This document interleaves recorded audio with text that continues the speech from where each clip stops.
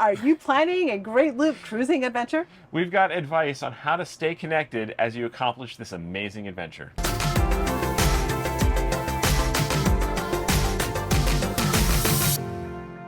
Hi there, I'm Cherie, And I'm Chris. and we run the Mobile Internet Resource Center, and we are also RVers and boaters. And we bought our boat a few years ago to accomplish the American Great Loop.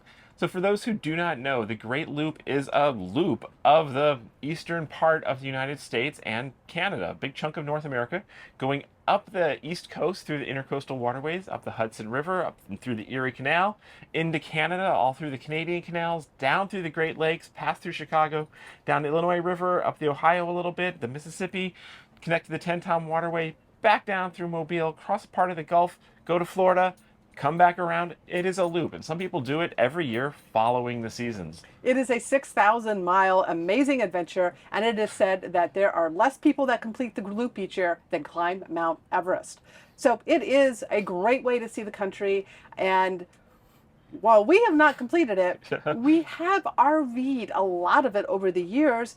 And honestly, the connectivity challenges are not that much different than RVing in the same areas. You're almost always in sight of land. You're on inland waterways like rivers and lakes, and we are right now along the Intercoastal Waterway. So while you're doing this, you're basically going from small town to big city to little marina to remote anchorage. The basic connectivity options are very similar to RVing. It's like RVing on the water, and so we've got things like cellular, Wi-Fi, and satellite considerations to keep in mind to keep you connected. But first, you really have to understand what are your actual connectivity needs. So if you're going to be working remotely while you are looping, then your connectivity needs are probably going to be a lot more substantial than someone who might just be getting into their next location and planning their next stop. And also, if you're going to be keeping entertained instead of drinking nonstop cocktails, because you're going to meet some amazing people on the loop, or you're going to be exploring as well, but are you also going to be supplementing your entertainment with streaming videos from like Netflix or YouTube? And yeah, do you need to be connected while you're underway, or are you primarily concerned with the connectivity when you are stopped? So if you've got, crew on board that you want to keep entertained through the duller parts, that might be something that they're going to really want some good connectivity for. There's no dull parts. There's dolphins. There's not always dolphins, and sometimes there's even bad weather. So, True. got to plan for everything. True. And then you need to decide what is your style of looping. Are you going to do it the traditional way where you try to do it in one shot, which can take anywhere from several months to a year following the seasons? You're probably going to be moving a lot. You're going to be keeping a pretty quick pace at 7 to 8 miles per hour, but you're going to be keeping a quick pace with a lot of motion, and a lot of your time is going to be spent more on the adventure than hopefully being online. So your connectivity needs may not be as high unless you're going to go on a slower route. Yeah, so we've always considered ourselves to be sloopers, the slow loopers, where we'd like to go to interesting places and stay for a week or a month at a time. It means you can't do the loop in the traditional 1 year quick pace, but we also then, we're running a business, we have a lot more time to worry about wanting it connected wherever we go. So that's a very different pace than doing the loop than that super rapid every single day is a travel day. Almost every single day. Almost every single Good weather days. Yeah. And then there's also people who do the loop in segments. So maybe they'll cruise for a month or two, they'll go back to their home base and then resume, which is kind of what we were doing. We were going to winterize as we got further north and continue our RVing adventures in the summer, which with that sort of consideration, you might want to not invest as much. You might want to look at temporary options for when you are actually cruising. Or gear that you could take with you when you go back to your home base or to your RV and keep connected there as well. So very different considerations and how much you might want to be investing in your setup. Obviously, if you're going to go on a quick pace and plan to sell your boat when you get done with the loop, you're probably not going to invest in a high-end system unless you got a lot of money to spare. Well, if you do, well, then maybe you will. But a lot of folks, they can keep it very simple. Maybe they might just hotspot off their smartphone. Or you might consider a cellular embedded tablet, which is a great option because you can use this in your navigation while cruising, as well as for entertainment. You can do it for video calls with your family to keep in touch with them. You can use it for your research. A lot of things can be done on a tablet, and so that might be a great option for someone who doesn't need a really robust setup.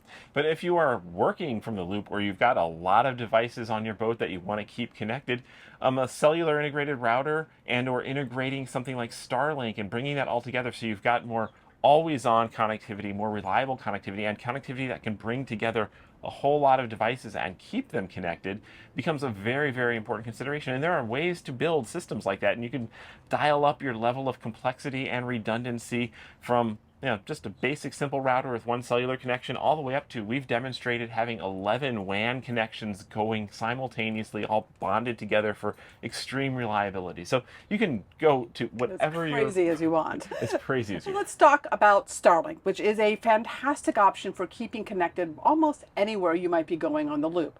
When you're on a boat, you probably aren't as worried about tree coverage like we are when we're RVing. So it's a great option. They have 2 dish options right now. The options are always changing, so we're not going to go into too many specifics. Go look at our guide on Starlink. But some of the considerations are the high power usage that it has. Right. So yeah, Starlink is pretty power hungry, particularly the flat high performance in motion version that they primarily targeted towards boats, uses a whole lot of power while it is powered on. So it's not generally something you're going to want to leave up 24/7. So it's something to flip on when you use it and to power down when you do not. But the upside of that is, well, Starlink will work pretty much anywhere you go on the loop. Including Canada. Great roaming options when you get up to Canada. Yes, the one catch there is that, SpaceX considers most of where you would travel on the loop to be technically land, even though you're on water. The way they draw their maps, you are on land, and so you do not need to pay extra for the mobile priority data. But there are certain sections of, like, crossing the Chesapeake or when you cross the Gulf of Mexico, that will be considered water, and the regular land Starlink plans will not work. But you can easily opt in then when you need it into buying extra maritime or mobile priority data, so you can keep connected really anywhere you go. So Starlink, wonderful option for looping. A little bit pricey per month, but it's also quite useful. But when you're in urban areas, you might reach congestion. You might get slower speeds that are usable for a lot of needs.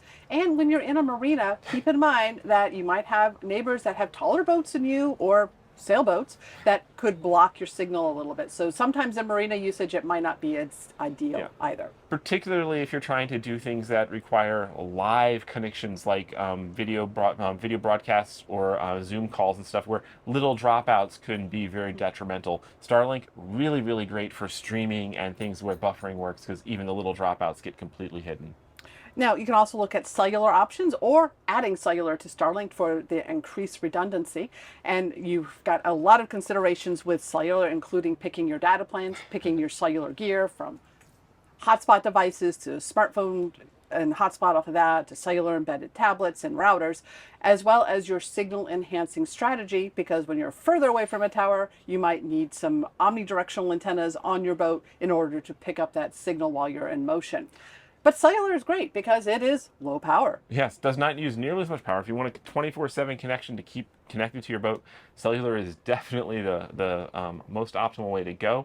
The cellular plans, you got to keep in the consideration of whether you're going to have support for roaming into Canada and where there are holes in coverage, because not every carrier of the big 3 in the U.S. has perfect coverage maps, so having 2 or even 3 carriers can help fill in the gaps. But most loopers have found in the recent years that almost anywhere they go, they could find some sort of cellular signal, at least on one carrier, with only a few minor exceptions, because cell signal travels really well over open water particularly if you've got a big antenna on top of a radar arch or mast. So cellular is a really, really great option to go with. And then there's using your marina's Wi-Fi. If you're going to be using a lot of marinas in your looping travels, which is a great way to go explore on land, get power, meet people for docktails, it's a great option. You might be staying in marinas a lot. Some marinas have done a really excellent job in having a Wi-Fi network that actually works and can support their customers well. If you find those marinas, awesome, but don't count on it. If you're going to be relying on mobile internet, you're going to want to bring your own solution as well, cellular or satellite.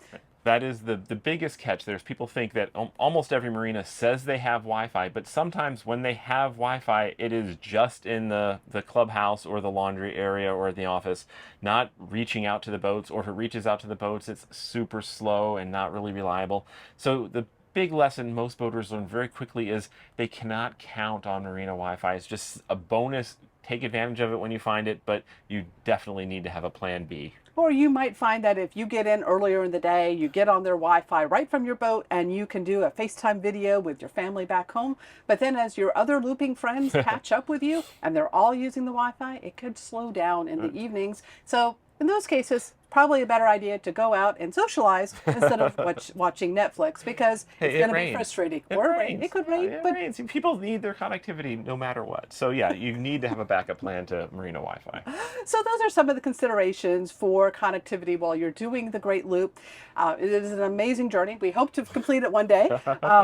And find out for ourselves. But the connectivity challenges are not that much different from RVing. So a lot of the content that you find here at the Mobile Internet Resource Center applies to you if you are looping or just cruising the U.S. a lot. Okay, so wherever you travel to, enjoy staying connected. It is really, a lot of people are really worried about connectivity, but it is really, if you just do a few things and do a little planning in advance, it is actually not one of the biggest challenges. There's so many other things that will challenge you on the loop, so connectivity should be something that you learn to count on and have it worked in, dialed in before you hit the water, and you'll have a great trip. So may the bandwidth be with you. These videos are brought to you by our premium members, our mobile internet aficionados. They make it possible for us to track this news and create these videos. If you like this video, please give it a thumbs up, leave a comment, subscribe to our channel, or better yet, consider becoming a member yourself.